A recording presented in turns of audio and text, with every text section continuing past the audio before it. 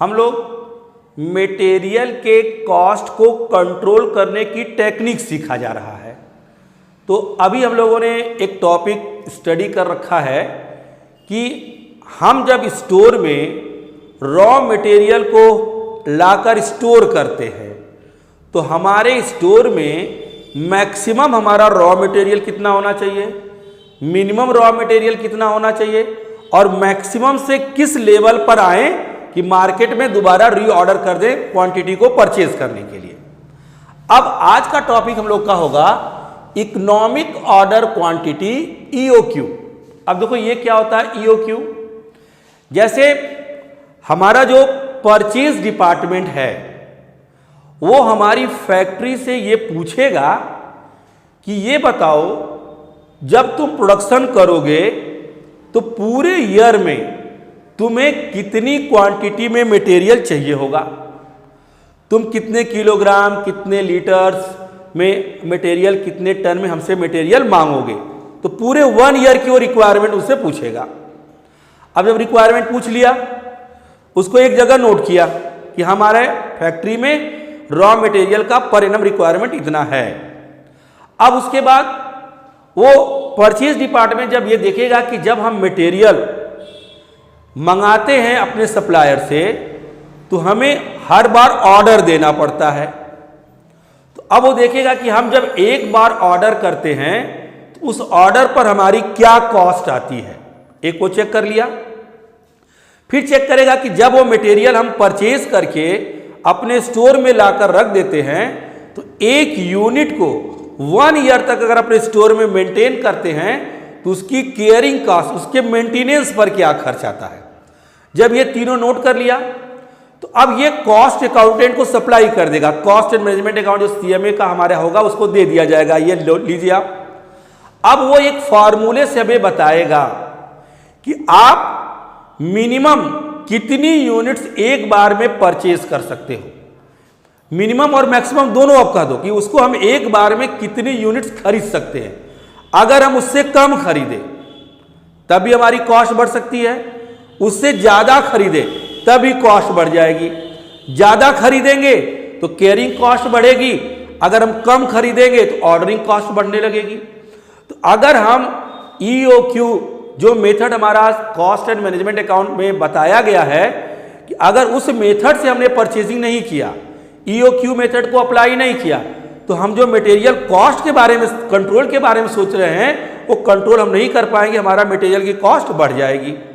तो ईओक्यू में यह सीखा जाएगा कि जब हमारा परचेज डिपार्टमेंट पूरे उसको पता चल गया कि पूरे एक साल में कितना टन कितना किलोग्राम कितना लीटर मटेरियल हमारी फैक्ट्री हमसे मांगेगी।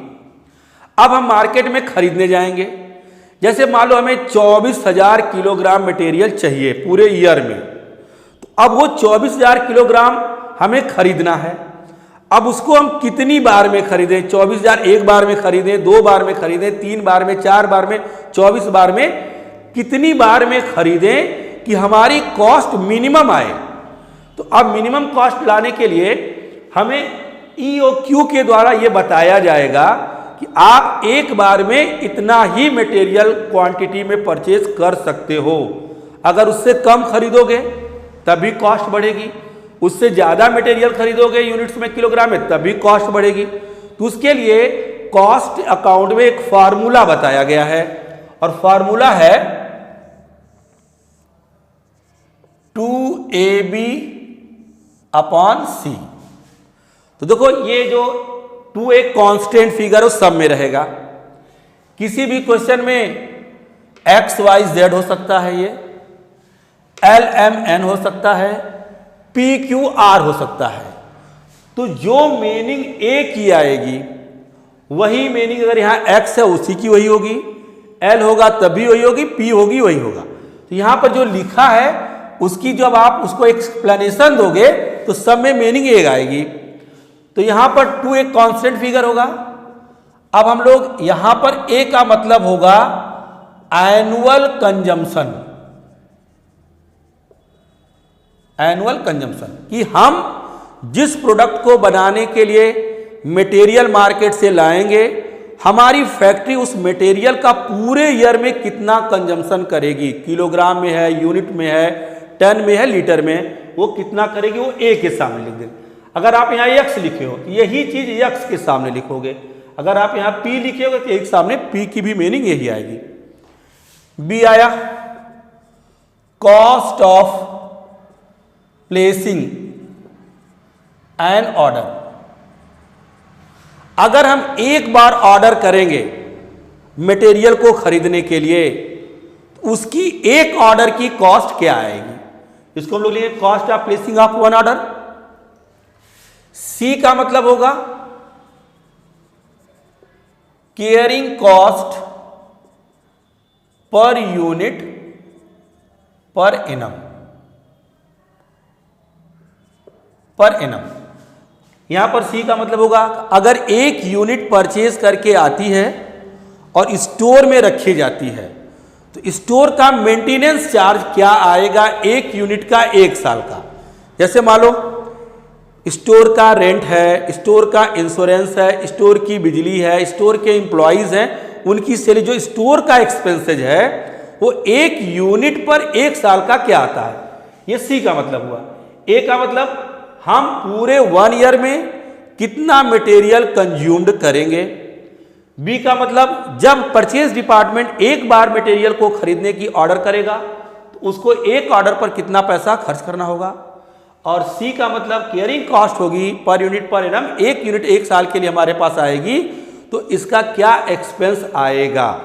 तो इस फार्मूले को नोट करिए, इस पर भी हम लोग एक क्वेश्चन की प्रैक्टिस करते हैं। तो हम लोग एक क्वेश्चन नोट करते हैं और आप अपनी स्क्रीन पर क्वेश्चन को देखो। A manufactures buy certain components from outside suppliers. एक मैन्युफैक्चर है किसी प्रोडक्ट को बनाने के लिए किसी एक इक्विपमेंट्स को वो बाहर से खरीदता है at the rate of 30 per unit. उस कंपोनेंट की परचेजिंग प्राइस एक यूनिट की 30 रुपए है। Total annual need are 800 units और हमें टोटल 1 ईयर में उस कंपोनेंट की 800 यूनिट की जरूरत पड़ती है। Other information are as under annual return on investment 10%। जब हम मटेरियल पर पैसे इन्वेस्ट कर रहे हैं तो उस इन्वेस्टमेंट पर जो हमें रिटर्न मिलता है वो 10% मिलता, और ये हमारे कैरिंग कॉस्ट में आएगा, कैरिंग कॉस्ट में आएगा। फिर लिखा है रेंट, इंश्योरेंस, टैक्स पर यूनिट पर ईयर ₹1। तो ये ₹1 भी हमारा कैरिंग कॉस्ट है, और जो हम एक यूनिट 30 में परचेज किए उसका 10% 3, वो भी हमारा कैरिंग कॉस्ट में आएगा। 3 + 1 मिलके हो गया 4। और फिर है cost of placing an order ₹100। एक बार ऑर्डर करेंगे तो हमें 100 रुपए देने पड़ेंगे। Determine the economic order quantity, और हमें उस क्वांटिटी का कैलकुलेशन करना है जो हम एक बार में खरीदेंगे अपनी कॉस्ट को मिनिमाइज करने के लिए। तो चलिए हम इसका सोल्यूशन देते हैं आपको। तो हम लोगों ने क्वेश्चन को पढ़ा, अब बहुत सिंपल क्वेश्चन, इसका आंसर दिया जाए। तो देखो क्वेश्चन में जब ये पढ़ा गया तो जिस प्रोडक्ट को हम बना रहे हैं उस प्रोडक्ट को बनाने के लिए जो ए है, ए का मतलब एनुअल कंजम्पशन ऑफ मटेरियल, तो पूरे एक साल में हमारी फैक्ट्री जो है वो 800 यूनिट मटेरियल कंज्यूम्ड करेगी। एक बार जब हम मार्केट में उस मटेरियल को परचेज का ऑर्डर करेंगे, एक ऑर्डर पर 100 रुपए खर्च आएगा। और कह रहा है कि जो इंटरेस्ट है, स्टोर के चार्जेज हैं, जो हम उस मटेरियल पर पैसे इन्वेस्ट किए हैं, उनको अगर जोड़ा जाए तो वही हमारा कैरिंग कॉस्ट आएगा ₹1। और कह रहा है कि जितने में हम खरीदे हैं उसका 10% इन्वेस्टमेंट का इंटरेस्ट भी चाहिए। तो 1 और 30 का अगर हम 10% निकालते हैं तो ₹3, तो 1 + 3 4 इसका कैरिंग कॉस्ट आया।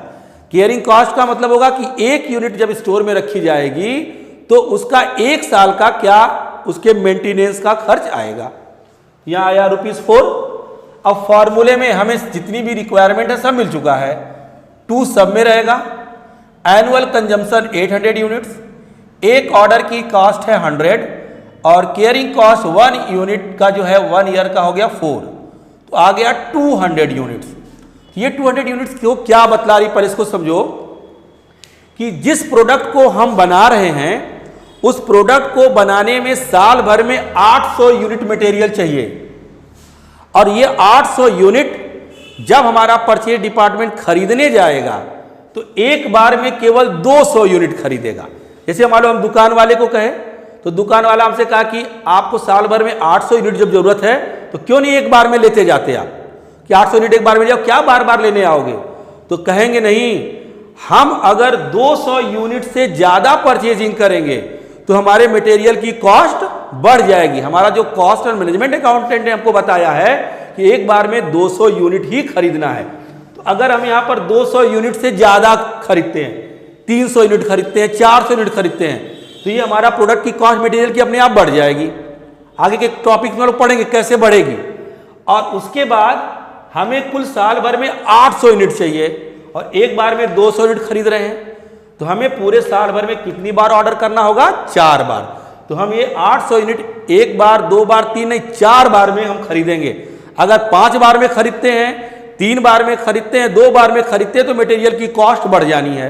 तो हमें कॉस्ट को मिनिमाइज करने के लिए इसको 4 टाइम ही ऑर्डर करना पड़ेगा और एक बार में 200 यूनिट ही ऑर्डर करना पड़ेगा। तो इसको आप लोग नोट कर लें।